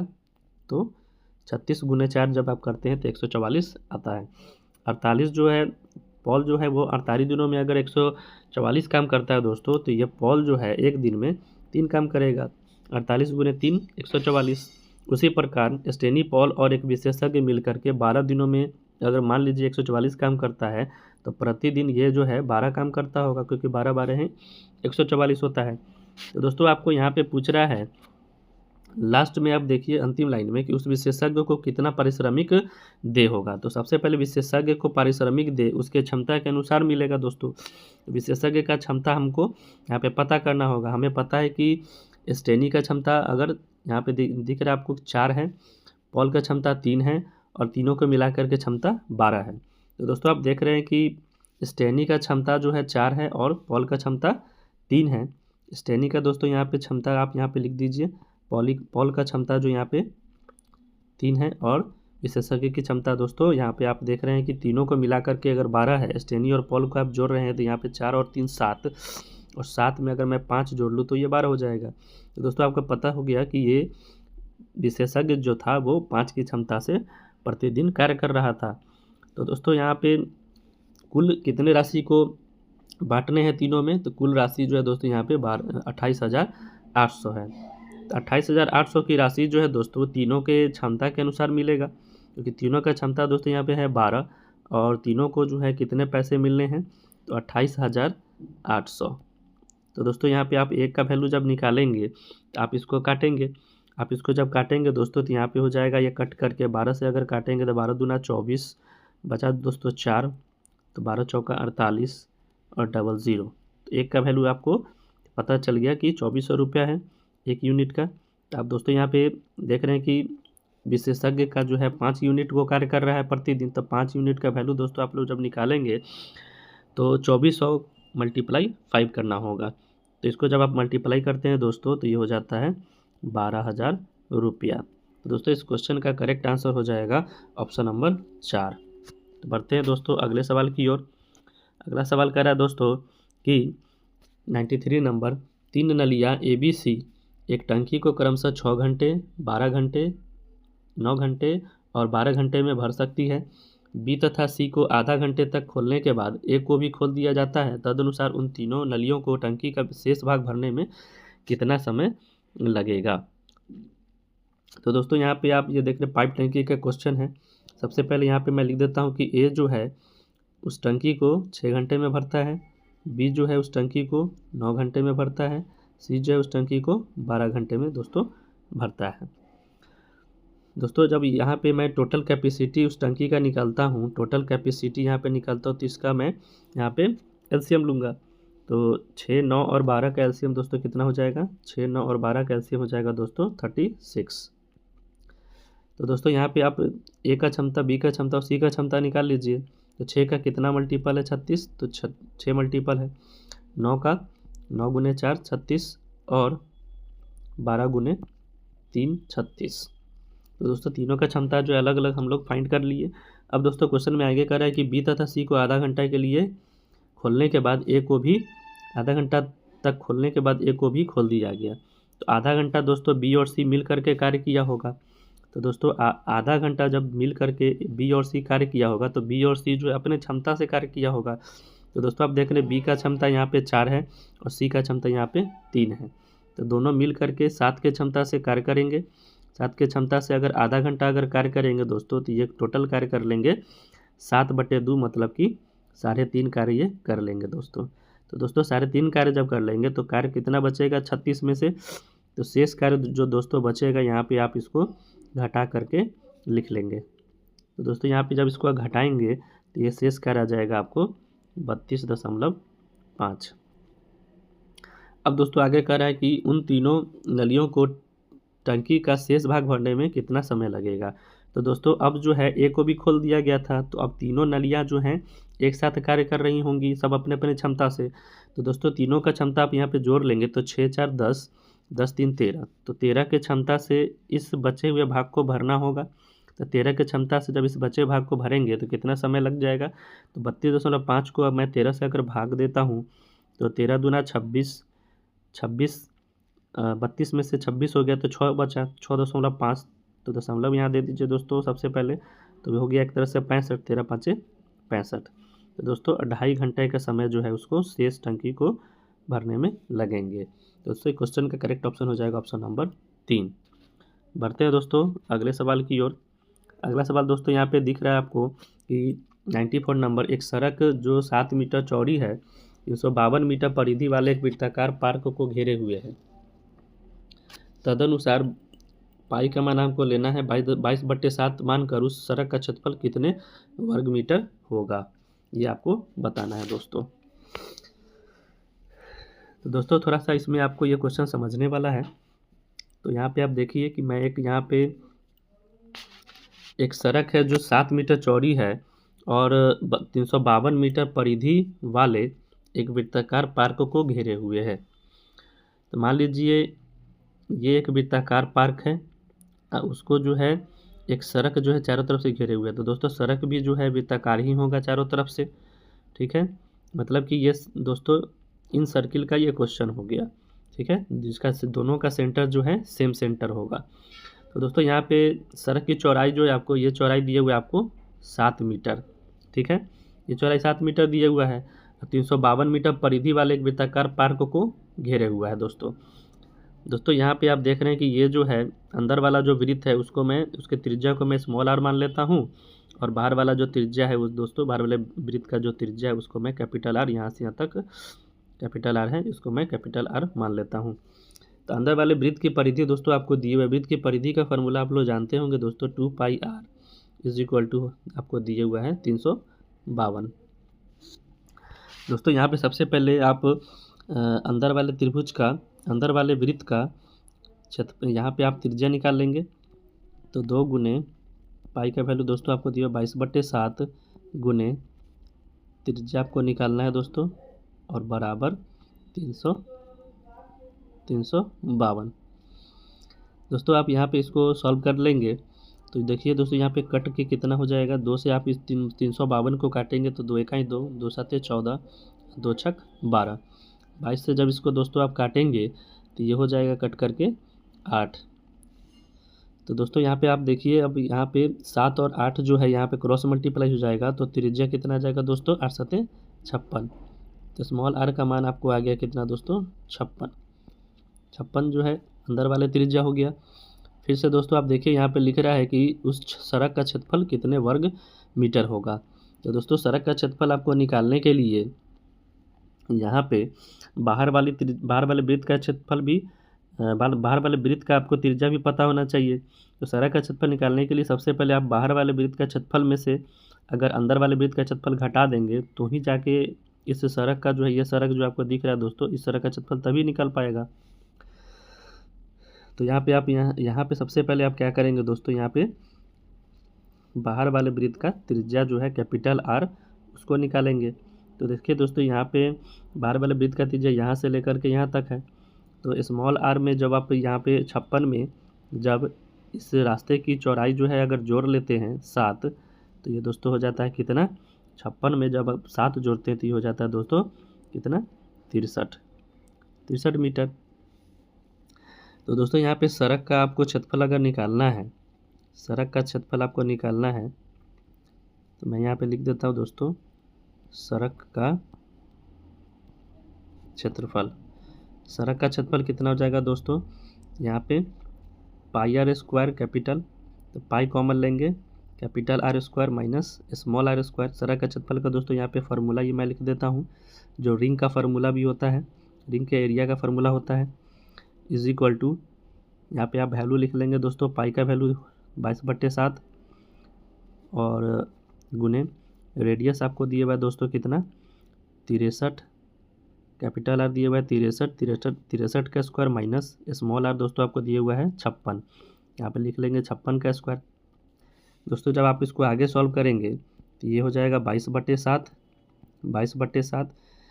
अब यहाँ पे दोस्तों देखिए यहाँ पे एक फार्मूला आप लगा सकते हैं ए स्क्वायर माइनस बी स्क्वायर का। तो दोस्तों एक बार इस वैल्यू को ए प्लस बी ए माइनस बी करना पड़ता है, तो इस वैल्यू को एक बार आप जोड़ेंगे 63 और 56 को, तो 6×3 9, सॉरी दोस्तों यहाँ पे मैं मिस कर दिया, 6×3 9, और दोस्तों यहाँ पे आप 5 और 6 11, एक बार वैल्यू को इसमें मैंने जोड़ लिया और multiplied by A plus B हो गया, तो ए माइनस बी अब कर लेंगे। तो 63 में से दोस्तों आप 56 घटाएंगे तो कितना आ जाएगा, 7। तो दोस्तों आप यहाँ पे देख रहे हैं कि 7 से ये जो है 7 कैंसिल हो जाएगा।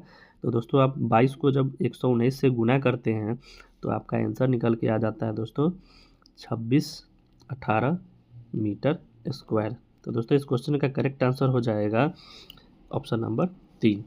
बढ़ते हैं दोस्तों अगले सवाल की तरफ। अगला सवाल है 95 नंबर। एक नाव की गति धारा के साथ 12 किलोमीटर प्रति घंटा, धारा के विरुद्ध 8 किलोमीटर प्रति घंटा है। तदनुसार उस धारा की गति कितने किलोमीटर प्रति घंटा होगी, आपको ये क्वेश्चन में ये बताना है। तो दोस्तों आप यहाँ पे देख रहे हैं कि धारा के साथ 12 किलोमीटर प्रति घंटा है। तो दोस्तों नाव की गति को हमने x माना और धारा के साथ है मतलब कि धारा के अनुकूल है, तो यहाँ पे आपको प्लस करना पड़ेगा। वही धारा के विरुद्ध अगर कहे तो आपको माइनस करना पड़ता। तो धारा के साथ मतलब कि नाव की गति प्लस धारा की गति y बराबर आपको यहाँ दिया हुआ दोस्तों 12 किलोमीटर प्रति घंटा। फिर से दोस्तों आप देखिए धारा के विरुद्ध 8 किलोमीटर प्रति घंटा दे रहा है, तो वही जैसे मैंने जैसे कहा था x माइनस वाई करूँगा यहाँ पे, क्योंकि धारा के विरुद्ध है और इसका गति दिया हुआ है 8।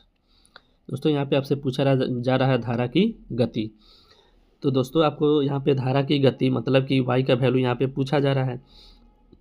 तो दोस्तों यहाँ पे x और y में देख सकते हैं आप दोनों इक्वेशन से y जो है छोटा वैल्यू है। तो दोस्तों छोटा वैल्यू के जब इस प्रकार के दो इक्वेशन बने तो छोटा वैल्यू निकालने के लिए दोस्तों दोनों के वैल्यू को जोड़ करके आप दोनों के वैल्यू को दोस्तों घटा करके आप उसको 2 से भाग दे देंगे। तो दोस्तों आप देख रहे हैं यहाँ पे 12 में से 8 गया तो 4/2। यहाँ पे दोस्तों जब इसको काट लेंगे आप तो आ जाएगा धारा की गति 2 किलोमीटर प्रति घंटा। तो दोस्तों इस क्वेश्चन का करेक्ट आंसर हो जाएगा ऑप्शन नंबर 4। बढ़ते हैं दोस्तों अगले सवाल की ओर। अगला सवाल आपको यहाँ पे दिख रहा है कि 96 नंबर, एक बस 3 किलोमीटर लंबे 4 खंड क्रमशः 10 किलोमीटर प्रति घंटा, 20 किलोमीटर प्रति घंटा, 30 किलोमीटर प्रति घंटा तथा 60 किलोमीटर प्रति घंटा की गति से पार करती है। तदनुसार उस बस की उस दूरी के लिए औसत गति कितनी थी। तो दोस्तों इसमें आपको औसत गति निकालना है। तो दोस्तों औसत गति जो है निकालने के लिए आपको औसत गति मतलब कि स्पीड बराबर आपको फार्मूला पता होगा, जैसा स्पीड इज इक्वल टू होता है दोस्तों डिस्टेंस अपॉन टाइम। तो दोस्तों इसी फार्मूला पे आपको औसत गति मैं निकालूंगा। तो डिस्टेंस दोस्तों आप देख रहे हैं कि 3 किलोमीटर डिस्टेंस है, तो 3 आप ऊपर में लिख लेंगे अपॉन टाइम। तो दोस्तों यहाँ पे आपको टाइम निकालना है, ठीक है। तो टाइम आपको दोस्तों निकालना है। तो 3 किलोमीटर के दूरी को दोस्तों एक बस जो है 10 किलोमीटर प्रति घंटा में जाता है। तो दोस्तों यहाँ पे आप लिख लेंगे 3/10, मतलब यहाँ पे देखिए दोस्तों दूरी बटे चाल, तो यहाँ पे ये समय निकल के आएगा। प्लस फिर इस 3 के ही दूरी को वही बस जो है 20 किलोमीटर प्रति घंटा की गति से चला। फिर दोस्तों अगले लाइन में है 3 किलोमीटर की दूरी को वो 30 किलोमीटर प्रति घंटा के गति से चला, 30 किलोमीटर प्रति घंटा की गति से चला दोस्तों। प्लस इसी 3 की दूरी को वो 60 किलोमीटर प्रति घंटा की गति से भी चला दोस्तों। तो ये दोस्तों आपको नीचे जो आएगा वो समय का वैल्यू आ जाएगा, और 3 जो ऊपर में मैं लिखा हूँ ये दोस्तों आपको डिस्टेंस बता रहा है। दोस्तों आप यहाँ पे जब इसको सॉल्व करेंगे तो यहाँ पे आप सबसे पहले इसका नीचे जो है 10, 20, 30 और 60 का जब लसा लेंगे दोस्तों तो ये बन जाएगा 120 लसा आ जाएगा दोस्तों। 120 दोस्तों यहाँ पे लसा आ जाएगा। तो 10 से जब 120 को मैं काटता हूँ तो ये करता है कितने से, 12 से। तो दोस्तों जब ये मैं 12 से 3 को मल्टीप्लाई कर दूँ तो 12 तिया 36, प्लस 20 को मैं 120 से काटूंगा तो 6 बार में 36 18, प्लस 30 को 120 से मैं काटूँ तो ये हो जाएगा 4, तो 4 तिया 12 दोस्तों, प्लस 60 को 120 से मैं अगर काट लूँ तो ये हो जाएगा 2 से कटेगा तो 3 दूना 6। दोस्तों जब इसको आप आगे सॉल्व करेंगे तो 3 गुने 120 जो बट्टा का है दोस्तों वो पलट करके ऊपर गुना हो जाएगा, अपॉन 36, 18, 12 और 6 को आप यहाँ पे ऐड कर लेंगे दोस्तों। तो कितना हो जाएगा दोस्तों, 6 2 8, 8 8 16, 16 और 8, 16 और 6 22, 22 का 2 बचा 2, 2 1 3, 1 4 3 7। दोस्तों जब इसको आप काटेंगे तो यहाँ पे ये कट के कितना आ जाएगा, तो 24 तिया 72। फिर से दोस्तों इसको आप जब सॉल्व करते हैं आगे तो दोस्तों ये कितना हो जाएगा, 24 को मैं इससे काट लेता हूँ तो दोस्तों ये हो जाता है 24 5 120। उधार लेंगे, यहाँ पे 3 किलोमीटर की दूरी एक ही बस जो है अलग अलग चालों से गई है, और 3 किलोमीटर की दूरी जो है वो 4 बार गई है, इसलिए यहाँ पे दूरी को आप गुने 4 भी करेंगे, ठीक है, क्योंकि वो 3 का दूरी 4 बार चला है तो ये 12 किलोमीटर चला होगा दोस्तों। तो दोस्तों यहाँ पे आप एक बार 3 ये जो है 4 से गुना यहाँ पे कर लेंगे। तो दोस्तों आप जब इसको गुना करते हैं तो 5 गुने 4 कितना हो जाता है, 20 किलोमीटर प्रति घंटा का औसत चाल से जो है दोस्तों ये चला होगा। तो दोस्तों इस क्वेश्चन का करेक्ट ऑप्शन हो जाएगा ऑप्शन नंबर 3। बढ़ते हैं दोस्तों अगले सवाल की तरफ। अगला सवाल दोस्तों यहाँ पे लिख रहा है कि एक धनराशि साधारण ब्याज पर उधार देने पर 3 वर्षों में 1380 रुपया और 5 वर्षों में 1500 रुपये हो जाती है। तो वार्षिक ब्याज की वार्षिक दर जो है कितने प्रतिशत है दोस्तों, आपको यहाँ पे ये फाइंड आउट करना है। तो दोस्तों आप यहाँ पे देख रहे हैं कि 5 वर्षों में जो है 5 ईयर्स में ये राशि कितना हो जाता है दोस्तों, 1500 रुपये, और 3 वर्षों में दोस्तों ये कितना हो जाता है दोस्तों, 3 वर्षों में जाता है 1380 रुपये। तो यहाँ पे आप देख रहे हैं कि तीन साल में था 1380 रुपये, और 15 साल में हो गया, और 5 साल में हो गया दोस्तों 1500 रुपये। तो दोस्तों यहाँ पे 2 साल में कितना का ब्याज इसको मिला, तो यहाँ पे आप इसको जब माइनस कर लेंगे तो 0, 10 में से 8 गया दोस्तों 2, और 4 में से 3 गया 1। तो दोस्तों यहाँ पे जो है 2 साल में ब्याज मिला है इसको कितना दोस्तों, 2 साल में ये जो ब्याज मिला दोस्तों SI SI कितना मिला है दोस्तों 2 साल में 120। तो 1 साल में कितना मिलेगा दोस्तों, तो 1 साल में मिल जाएगा 60। 2 से जब 120 को मैं काट लूँगा तो 1 साल में मिल जाएगा ब्याज कितना, 60 का। तो दोस्तों आप या तो 3 साल में पुट करके ब्याज निकाल लीजिए, नहीं तो 5 साल में पुट करके निकाल लीजिए। 3 साल में पुट करेंगे दोस्तों कैलकुलेशन थोड़ा सा कम पड़ेगा, इसलिए 3 साल का ब्याज दोस्तों कितना हो जाएगा, अगर 1 साल का ब्याज 60 रुपये है तो 3 साल का ब्याज 3 गुने 60 मतलब कि 180 रुपये। 3 साल का ब्याज हमें पता चल गया, और 3 साल का अमाउंट दोस्तों आपको पता है कि ये जो अमाउंट है मिश्र धन 1380 रुपये है। तो दोस्तों यहाँ पे आप मूलधन बता सकते हैं, 3 साल का मूलधन जो है दोस्तों कितना हो जाएगा, जब मैं 1380 में से 180 को घटा लेता हूँ दोस्तों तो ये कितना बन जाएगा, 1200 रुपये ब्याज। तो 1200 रुपये मूलधन, 1200 रुपये मूलधन पता चल गया। तो दोस्तों आपसे पूछ रहा है कि ब्याज की वार्षिक दर कितने प्रतिशत थी। तो दोस्तों आपको पता है कि दर प्रतिशत जो है उसको निकालने के लिए दोस्तों की क्या करेंगे, ब्याज multiply 100 upon principal into time. तो दोस्तों यहाँ पे आप इसका वैल्यू रख लीजिए। 3 साल का ब्याज दोस्तों मैंने कितना निकाला है, 180 गुने 100 अपॉन प्रिंसिपल दोस्तों 3 साल का मैंने निकाला है अभी जस्ट 1200 गुने, और समय कितना है दोस्तों 3 साल। इसको आप काट लेंगे दोस्तों, 2 जीरो से 2 जीरो कैंसिल, 12 से 180 को जो दोस्तों आप काटेंगे तो ये हो जाएगा 15, और दोस्तों 3 से 15 को काटेंगे तो ये हो जाएगा 5। तो दोस्तों इस क्वेश्चन का करेक्ट आंसर हो जाएगा 5, ऑप्शन नंबर 4। बढ़ते हैं दोस्तों अगले सवाल की ओर। अगला सवाल है यहाँ पे 98 नंबर, यदि एक धनराशि 4% वार्षिक दर पर 2 वर्षों का चक्रवृद्धि ब्याज 102 रुपये हो तो उसी दर पर 2 वर्षों का साधारण ब्याज कितना होगा, दोस्तों आपको यहाँ पे ये बताना है। तो सबसे पहले दोस्तों इसका सबसे आसान तरीका मैं बताता हूँ। ऐसे तो दोस्तों ये फार्मूला पे भी बनेगा और इस क्वेश्चन को करने के बहुत सारे तरीके हैं, लेकिन मैं जो बता रहा हूँ दोस्तों ये सबसे आसान तरीका है। तो 4% वार्षिक ब्याज की दर से 2 वर्षों में चक्रवृद्धि ब्याज का आप लोग इफेक्टिव रेट प्रतिशत दोस्तों पहले पता कर लेंगे। तो दोस्तों 4% अगर 2 साल में उसको चक्रवृद्धि ब्याज देना हो तो कितना प्रतिशत ब्याज देना पड़ेगा।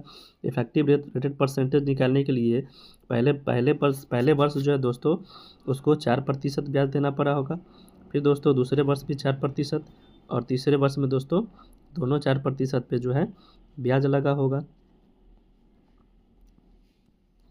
तो 4 गुने 4 अपॉन 100 दोस्तों इसको जब आप सॉल्व करते हैं तो ये कितना निकल के आता है, 4 4 8.16%। इतना जो है दोस्तों चक्रवृद्धि ब्याज का इफेक्टिव रेट प्रतिशत आएगा। इसी का वैल्यू दोस्तों आपको दिए हुए हैं कितना, चक्रवृद्धि ब्याज 102 रुपये। तो दोस्तों यहाँ पे सबसे पहले आप प्रिंसिपल निकाल लेंगे 100% का वैल्यू, तो ये हो जाएगा दोस्तों 102 अपॉन 8.16 मल्टीप्लाइड बाई 100। दोस्तों आप इस पॉइंट को हटाएंगे तो 2 जीरो ऊपर और लग जाएगा। 102 से 816 को दोस्तों काटेंगे तो ये कट जाएगा 8 से, और 800 से 10,000 को दोस्तों अगर काटेंगे तो ये हो जाएगा 25 8 200। तो ये दोस्तों हो जाएगा कितना, 8 से अगर आप काटते हैं तो 8 कहीं 8, 2 बचा, 8 दूना 16, 4 बचा, 8 पंचे 40 और एक जीरो। तो दोस्तों यहाँ पे प्रिंसिपल आपको निकल के आ गया कितना, प्रिंसिपल दोस्तों आ गया आपको यहाँ पे 1250। तो दोस्तों आप यहाँ पे जान रहे हैं कि प्रिंसिपल का वैल्यू अगर 100% का वैल्यू अगर 1250 है तो दोस्तों आपसे पूछ रहा है कि उसी दर पर मतलब कि 4% दर पर 2 वर्षों का साधारण ब्याज आपसे पूछा जा रहा है। तो दोस्तों साधारण ब्याज का प्रतिशत कितना बना, तो 4 वर्षों में अगर 2 वर्षों में अगर 4% करके देगा तो पहले वर्ष भी 4% और दूसरे वर्ष भी 4%, इसका मतलब कि 8% ब्याज उसको देना पड़ेगा। तो दोस्तों यहाँ पे आप 8% का वैल्यू निकाल लेंगे क्योंकि साधारण ब्याज आपको पता चल जाएगा। तो 100% का दोस्तों मान है अगर 1250, तो 1% का वैल्यू 1250 अपॉन 100 गुने 8%।